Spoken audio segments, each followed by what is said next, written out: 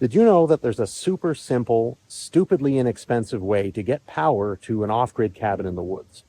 I know because I used this approach to get power to the off-grid guest cabin behind me that I built this past summer. All you need is a length of ABS pipe like this. Now this is a great big long one. You could get by with a lot smaller piece than this. It doesn't have to be this long or this big in diameter, but this is the only one I had around, so sorry about that. And you also need one other thing that I'll show you in a bit. But first, come with me over here. You might wonder why we're walking away from the off-grid cabin and, in fact, towards our home here in the woods. Well, you'll soon find out, and it all connects to powering the off-grid cabin, I promise. So if you come over here up on our deck, you see that we have an outside plug outlet installed here in the building. This building, our home, is connected to the grid. There's a lot of trouble to do so here in the woods, but we made that investment some years ago. And you see there's a yellow extension cord plugged into that outdoor outlet, which trails down here along the veranda and down to the ground and under the building.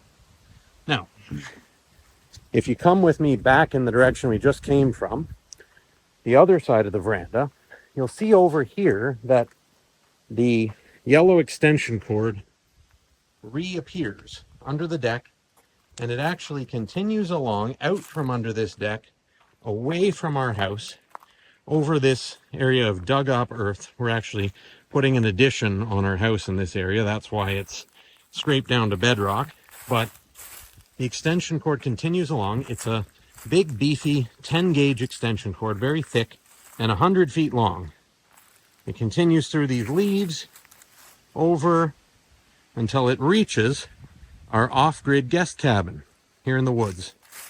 And if you look closely, you can see that this cord disappears in a hole in the stone foundation wall that I built this past summer to hold up this off-grid guest cabin.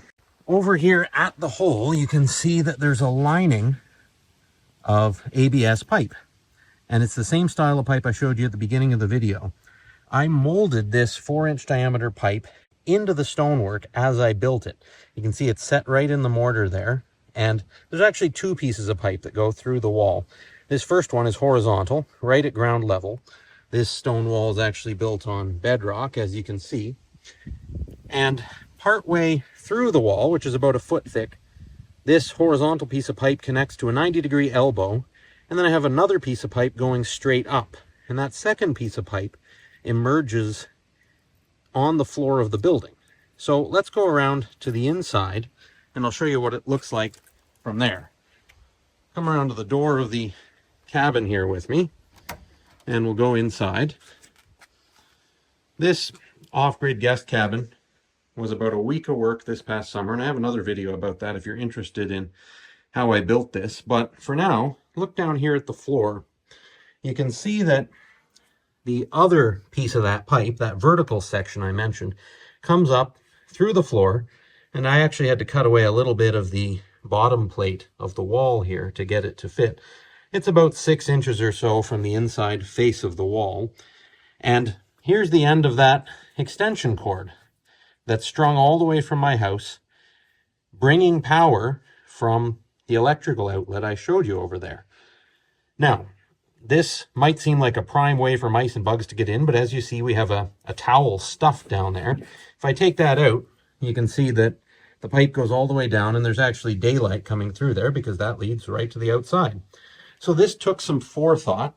I had to know where I wanted to bring power in before I even had a building here, while I was building the stone foundation that holds this place up. Now, attached to that 100-foot extension cord, I have this device here, which is just a kind of a 3-prong short little cord. And on one prong of those 3, I have this additional divider, this splitter, to let me plug lots of stuff in here. I could potentially plug 5 different things in at the moment. Right now we only have 2 things. We got our mini fridge right here, stocked with drinks, and a lamp also plugged in. And you can see that the lamp is in fact working. So we have power out here. We can charge phones or laptops. We have light.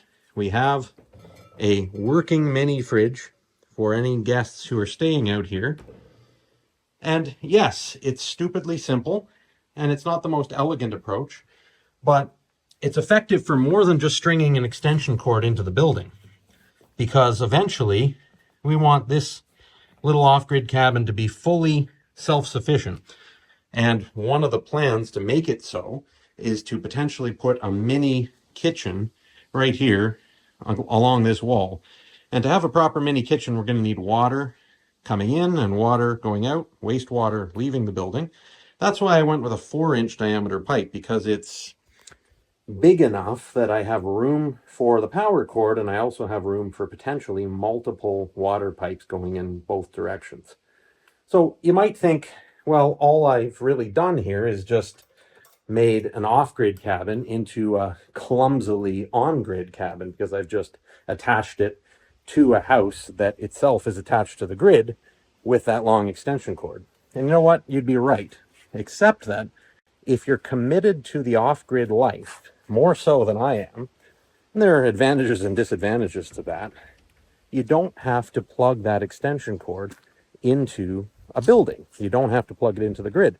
The other end of that cord could be plugged into anything that could provide the off-grid cabin here with power.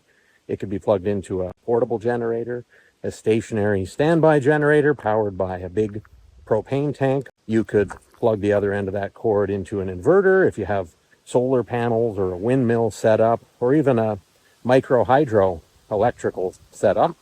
All of those things, a portable solar generator too, that's another one. All of those things could be plugged into the other end of that cord, so you wouldn't need to have an existing building on grid. And that's the stupidly simple way that we get power to our off-grid cabin in the woods, using nothing more than some ABS pipe and a long, beefy extension cord.